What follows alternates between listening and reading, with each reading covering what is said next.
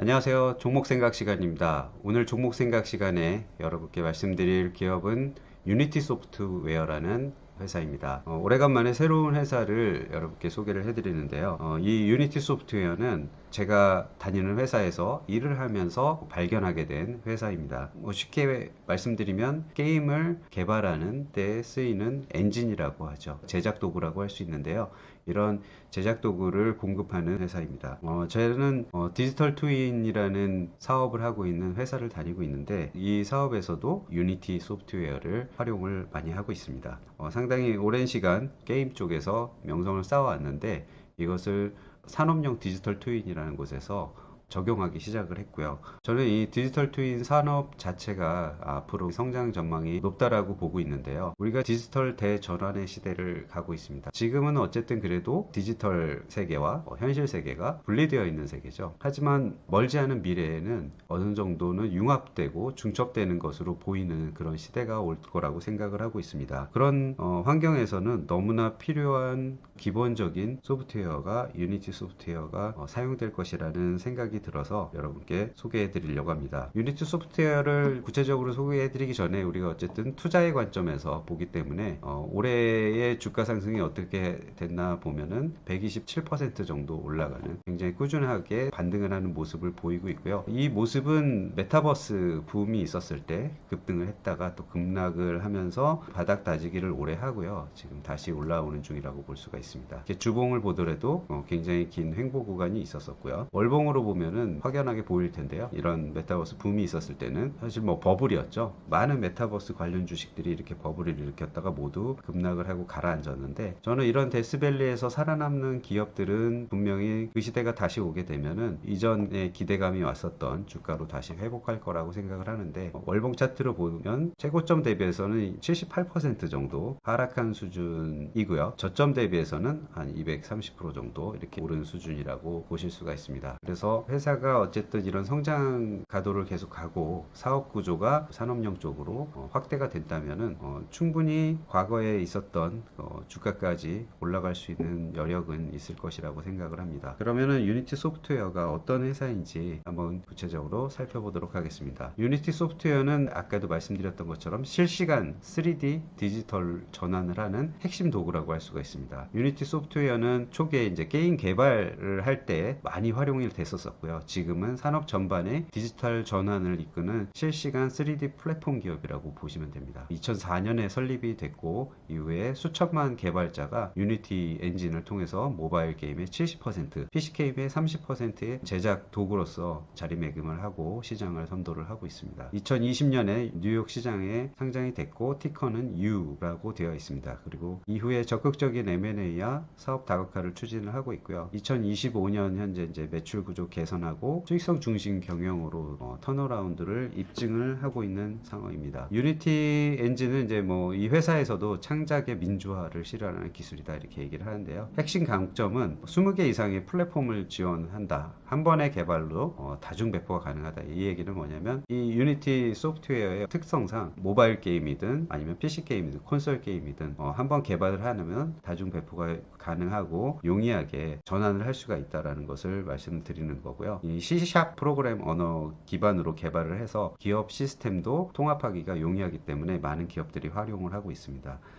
특히 저사양 기기에 최적화된 소프트웨어이기 때문에 모바일이나 인베디드 환경에 강점을 갖고 있습니다. 방대한 에셋 스토어를 갖고 있고 또 개발자 커뮤니티 생태계를 굉장히 오랫동안 구축을 해왔기 때문에 쉽게 말씀드리면 사용자가 엄청나게 많은 소프트웨어라고 생각하시면 되겠습니다. 실시간으로 렌더링 실현을 하는 그리고 또 물린 엔진으로 즉각적으로 시각화를 구현할 때 굉장히 용이합니다. 주요 제약 요인은 언리얼의 제품보다는 고품질 그래픽은 조금 떨어지기 때문에 추가로 작업을 해야 되는 게 필요하고요. 또한 점점 경쟁이 심화되면서 시장 점유율 방어에 대한 압력이 증가하고 있는데 이것은 아직까지는 그렇게 깨지고 있지는 않는 것 같습니다. 사업 구조는 크리에이트 솔루션 사업하고요. 그로우 솔루션 사업 이렇게 나눠져 있는데요. 유니티 엔진의 소프트웨어 라이센스라든지 개발 도구를 제공한다든지 이런 쪽의 매출이 2025년 3분기 기준으로 보면 1.52억 달러고요.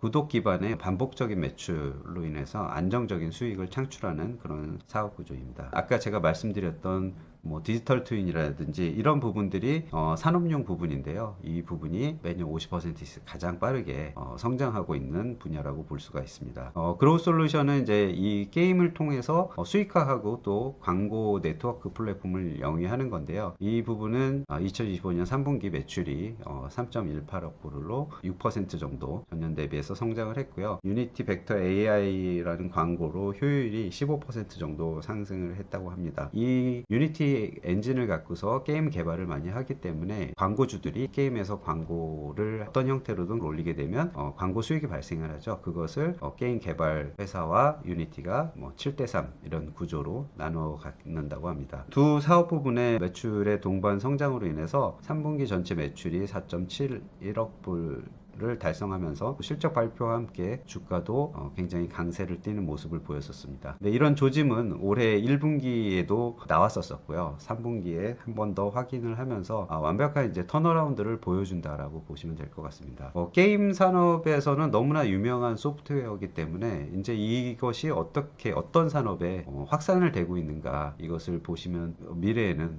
그런 디지털 메타버스 시대가 올지 아니면은 현실 세계와 디지털 세계가 안경이나 글라스나 이런 걸 통해서 융합되는 세계가 오든지 간에 그런 세계가 그런 환경이 구축이 될 때 굉장히 유용하겠구나라고 생각하실 수 있을 것 같습니다. 반도체 제조업 분야에서는 예를 들면 SK 하이닉스 같은 경우에 HBM 메모리 생산 이력을 유니티 기반 3D 플랫폼으로 추적을 해가지고요. 유니티의 3D 시각화를 도입을 했습니다. 자동차 산업에서도 현대차가 스마트 팩토리를 유니티 기반의 디지털 트윈으로 구현해서 생산 라인을 최적화했고 BMW는 차량 테스트의 95%를 가상화해서 개발 비용을 대폭 절감했고 만도는 또 유니티 기반으로 카메라 모듈 시뮬레이터를 개발 중에 있다고 합니다. 조선해양 쪽에서도 유니티 VR 선박 조정 시뮬레이터로 기존 대비 운영 비용을 크게 절감하고 전통 시뮬레이터를 휴대용 헤드셋으로 대체하면서 항만에서 접안을 할 때 접안 훈련하는 것까지 수행을 하고 있다고 합니다. 많은 테크 산업에 디지털 전환이 적용이 될 것이라고 생각을 합니다. 그래서 이런 부분에서는 반도체를 운영하는 부분에서 또 설계하는 부분에서도 디지털 트윈이 이미 사용이 되고 있고요. 또 디스플레이 산업에서도 활용을 하고 있습니다. 그런 이유는 이제 이런 반도체 설비나 디스플레이 설비 같은 것들이 굉장히 복잡하고 리트로핏이라고 해서 이런 재설계라든지 아니면 공정을 좀 변형을 하는 일들이 자주 일어납니다. 이럴 때 이런 디지털 공간 안에서 미리 한번 시뮬레이션을 하고 바꿔보고 이런 식으로 완벽하게 구축을 해놓은 다음에 그것을 그대로 시공을 하거나 실행을 하는 것이 훨씬 더 시행착오나 비용을 절감할 수 있기 때문에 이런 것들을 실행을 하고 있고요. 또 특히 위험시설 같은 경우에는 이런 안전교육이라든지 원격으로 유지보수를 한다든지 하는 것을 지원을 해주고 있습니다. 그래서 2차 전지도 디지털 트윈으로 배터리 공장의 효율을 향상하려고 하고 있고요. 그 외에도 바이오 제약에도 그런 대규모 공장이라든지 이런 데서 효율성이나 안전이라든지 이런 것을 도모할 수 있고요. 또 원자력 위험시설이죠. 원자력 핵 융합 플라즈마 가상 시뮬레이션하고 데이터를 축적하거나 발전소를 운전하거나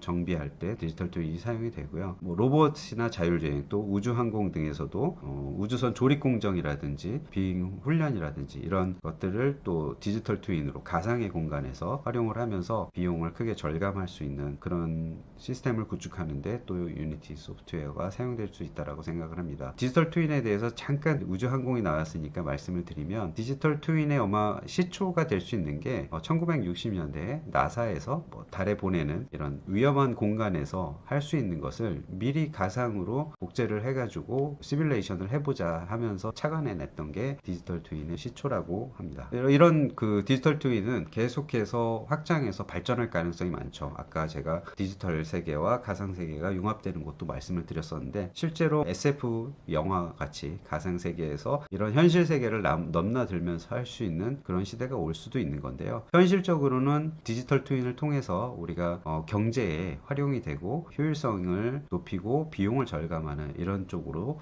활용을 할 수 있다라고 생각을 합니다. 메타버스 시장은 얼마나 크게 성장할지 잘 알 수는 없지만 현재 메타버스 시장에서 가장 수익성을 먼저 확보할 것이라고 보이는 게임 산업 중에서 이미 상당한 엔진 점유율을 갖고 있는 유니티의 경쟁력은 미래를 기대할 수 있다라고 생각을 할 수가 있고요. 그리고 클래스 플랫폼 지원으로 인해서 메타버스 콘텐츠 제작에 최적화될 가능성이 상당히 높습니다. 실적이 턴어라운드 됐다라고 이제 제가 수치로 아까 잠깐 언급을 드렸었는데요.